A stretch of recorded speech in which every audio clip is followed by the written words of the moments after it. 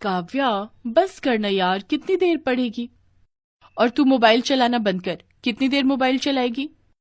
अच्छा जी, मेरी बिल्ली और मुझी से म्याऊं। अरे कुछ पढ़ ले, अगले हफ्ते से एग्जाम्स हैं। हाँ तो अभी तो पूरा हफ्ता बाकी है, अभी से क्यों टेंशन लेनी एग्जाम्स की? अच्छा जी, और एक दिन पहले पढ़ के तू बन जाएगी डॉक्टर। वो देखा जाएगा, और वैसे भी मुझे नहीं बनना कोई डॉक्टर वॉक्टर। अच्छा, तो नीलू मैडम जिंदगी में क्या करना चाहती हैं? मैं तो स्टोरी राइटर बनना चाहती थी यार। तो फिर ये एमबीबीएस किस लिए? बस मम्मी पापा की जिद थी इसलिए आ गई। बस किसी तरह पास हो जाओ, फिर लिखनी तो मुझे कहानियां ही है। अच्छा, वैसे कुछ लिखा है अभी तक? नहीं यार, आइडियाज तो बहुत आए, लेकिन मैं अपनी पहली कहानी कुछ हट के लिखना चाहती हूँ।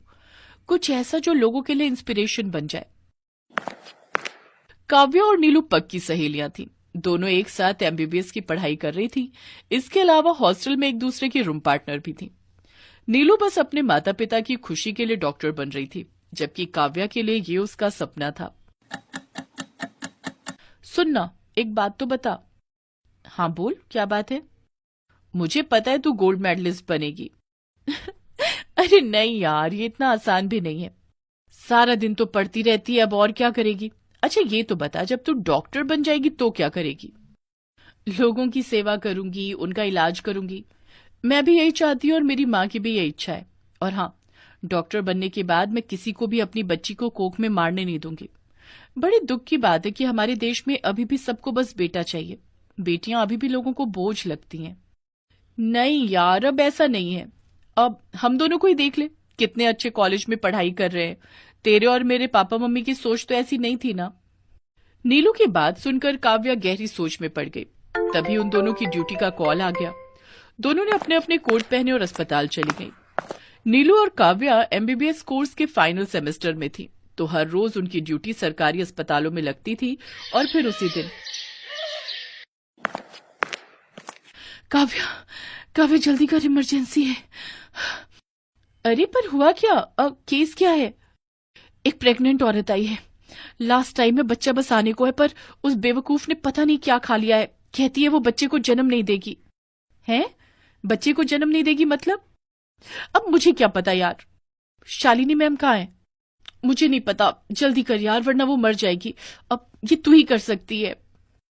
नीलू जानती थी कि उस औरत और उसके बच्चे को अब सिर्फ काव्या ही बचा सकती थी। काव्या झट से उस औरत को ऑपरेशन थिएटर ले गई और फिर कुछ देर बाद, कितनी प्यारी बच्ची है तुम्हारी, क्यों इसकी और अपनी जान लेने पर तुली थी तुम? मैडम, सारे लोग आप जैसे नहीं होते। मेरे घर वालों ने पता लगा लिया था कि मैं एक बेटी को जन्म देने वाली हूँ। उन्होंने इसे मारने की कोशिश की। मैं अपने मायके चली गई थी, लेकिन वहां भी उन लोगों ने मेरा पीछा नहीं छोड़ा। अब उनके हाथों मरने से तो अच्छा था कि तो अब तुमने क्या सोचा है? मैडम, मुझे तो कुछ समझ नहीं आ रहा। वो लोग मेरी बच्ची को मार डालेंगे।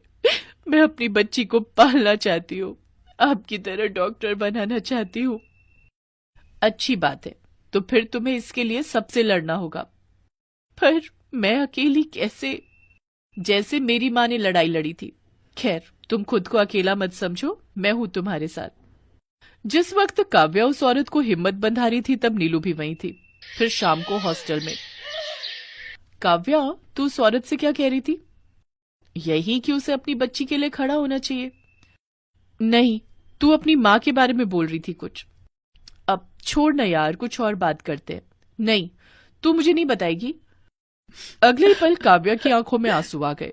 उसने आंसू पोंछते हुए कहा, यार मेरे पापा की फैमिली है ना, बड़े ही पुराने ख्यालों की है। उन्हें हमेशा से ही बेटे चाहिए थे, पर भगवान ने उन्हें पहली संतान बेटी ही दी। वो तू है? नहीं, मेरी दीदी सरिता दीदी। फिर तू आई? नहीं, मेरी छोटी दीदी कविता दीदी। ओह शिट, फिर क्या हुआ? तीसरे बच्चे के रूप में जब मैं पैदा हुई, तो मेरे पापा और उनके पूरे परिवार ने मुझे मार डालने की बात कही। अरे बाप रे, फिर तू बची कैसे? मेरी माँ ने मुझे बचाया। थैंक गॉड, अच्छा हुआ आंटी थी वहां। यार तेरी माँ तो रियल में सुपर हीरो है। मुझे कब मिलाएगी उनसे? बस अगले महीने हम सबको डिग्री मिलेगी ना, तब, प्रॉमिस। देखते ही देखते 1 महीना गुजर गया। नीलू और काव्या की पढ़ाई पूरी हो चुकी थी और अब दोनों को डिग्री मिल रही थी। काव्या को गोल्ड मेडल मिला क्योंकि उसने पूरे कॉलेज में टॉप किया था। फिर मंच पर गोल्ड मेडल पहने खड़ी काव्या ने बड़े गर्व से कहा, आप सबका शुक्रिया, पर आज मैं यहाँ अगर खड़ी हूं तो अपनी माँ की वजह से। अब मैं अपनी माँ को स्टेज पर बुलाना चाहती हूँ। सरिता दीदी, प्लीज आओ ना। काव्या की बात सुनकर पूरा हॉल शांत हो गया। सरिता काव्या से सिर्फ 5 साल बड़ी थी और वो कहीं से भी देखने में काव्या की मां नहीं लग रही थी। और फिर ये मेरी बड़ी दीदी हैं। इनका नाम सरिता है, पर ये मेरी दीदी नहीं, मेरी माँ है। मुझे तो मेरे माँ बाप ने अनाथ आश्रम में छोड़ दिया था क्योंकि बोझ थी मैं उन पर, लेकिन मेरी दीदी ने मेरा साथ कभी नहीं छोड़ा। अपनी शादी के बाद वो मुझे अनाथ आश्रम से वापस लेकर आई और जब ससुराल वालों ने इनका साथ नहीं दिया तो इन्होंने मेरे खातिर अपना बसा बसाया घर भी छोड़ दिया। इतना कहकर काव्या ने अपना गोल्ड मेडल उतारकर अपनी बड़ी बहन सरिता के गले में पहना दिया और पूरा हॉल तालियों की गड़गड़ाहट से गूंज उठा। पास ही खड़ी नीलू भी खुशी से ताली बजा रही थी।